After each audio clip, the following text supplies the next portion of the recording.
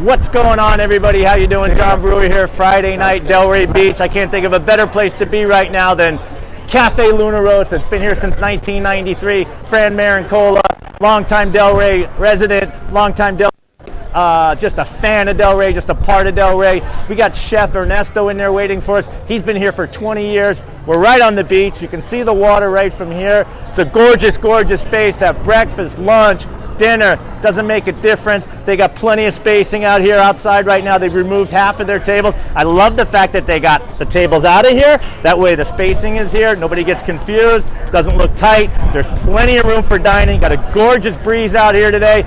Just like most days out here, it's absolutely gorgeous.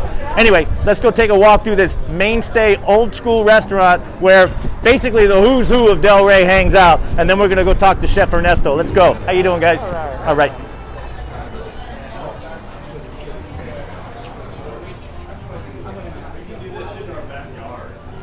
So as you guys see in here, there's still plenty of spacing. They removed half of their tables. Like I said, they got rid of the tables. I love that. A lot of restaurants, you're putting tape on your tables or you're moving chairs. It just looks crowded. What you got to do is do exactly what these guys did. Take half your tables and get rid of them if you can.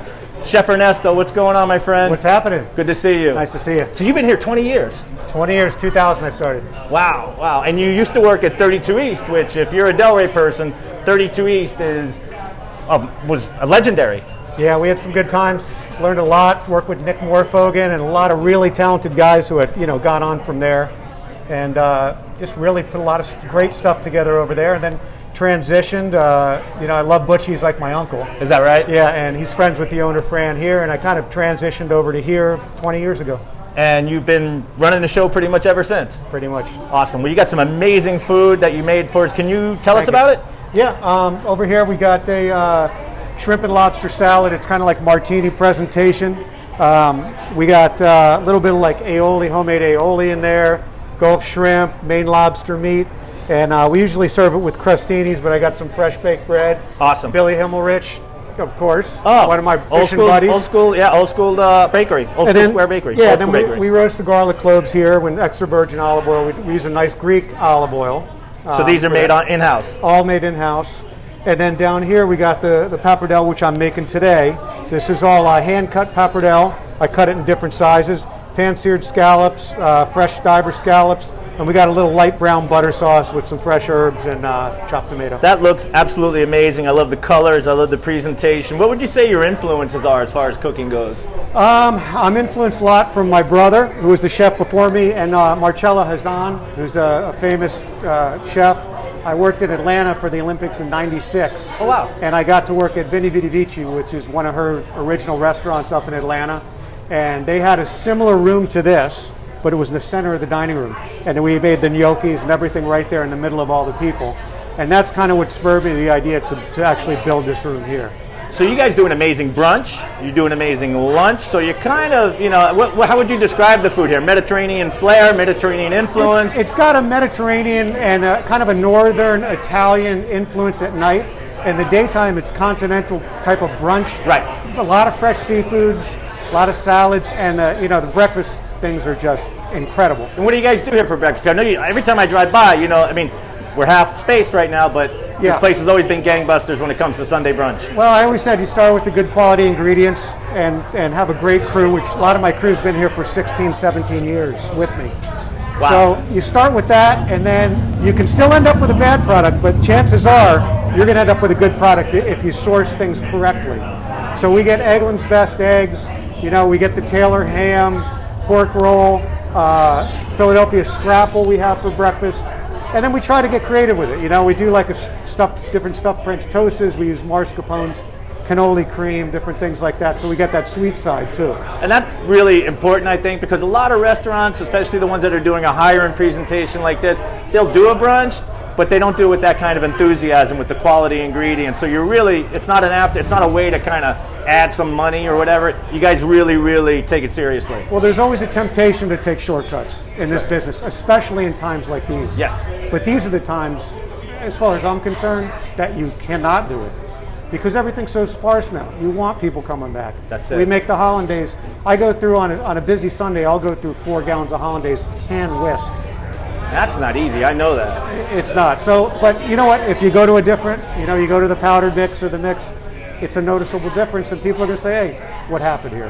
You don't want that. So, quality ingredients, freshness, good crew.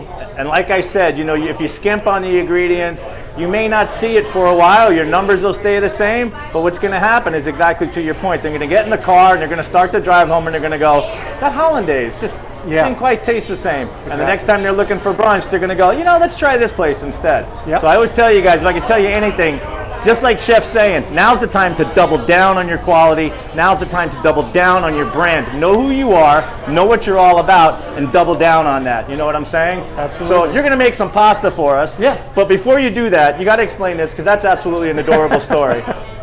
This is from my daughter and my son were in here, and once in a while I'd bring them in to make pasta, and they love making pasta, and I'm teaching them how to cook at a young age.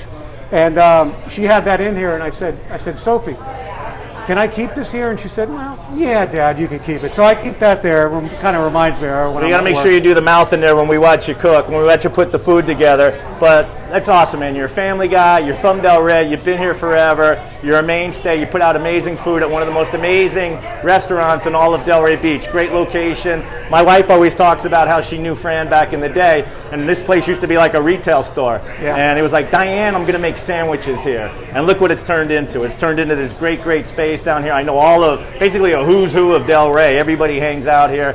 You got the guys hanging out front here every Friday, stuff like that. So anything else you want to add for the folks? What are your hours? Well, our hours, we open at 7 in the morning, and we're open until about 10 on the weekends, 9:30 during the weekdays. And 7 days a week, 365 days a year, including hurricanes. Yeah, okay. Until they kick us out. Until they say you can't do it anymore, the cops come around.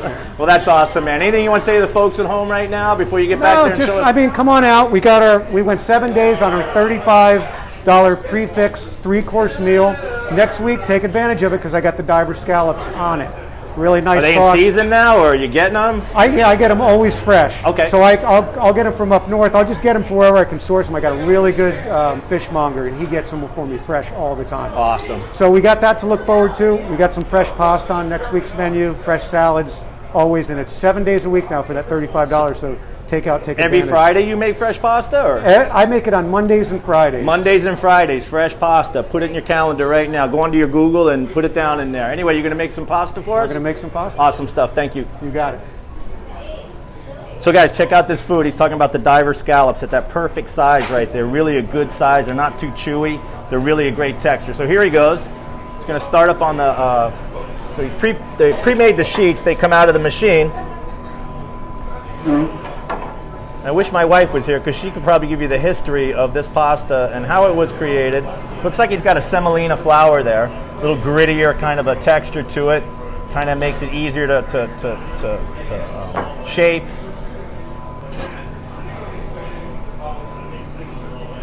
And the trick, like my wife has told me, is depending on the humidity and what's going on, every time you make your dough, it's going to be a little different. And that's the art form, is knowing how much water to add to get that right texture so you can work with it. It's not going to get gummy on you, but it's not going to be too hard or dry. That's the trick to pasta. Pretty simple process there. He's just going to fold it up. That looks great. Just looks so light.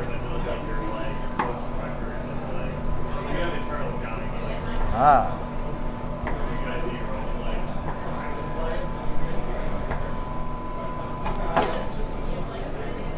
Little linguine. That's linguine. And there's the thing. Yeah. All right, guys. I think that's the best way to end right there. I don't even know what that is. What is that? Jeanette, you know? I don't know. Is that like I was going to say emoji, but that can't be it. Pokey? Is it a pokey horse? Does anybody know what that was? Please tell us. Anyway, Luna Rosa, been here since 1993. Chef Ernesto's been here 20 years.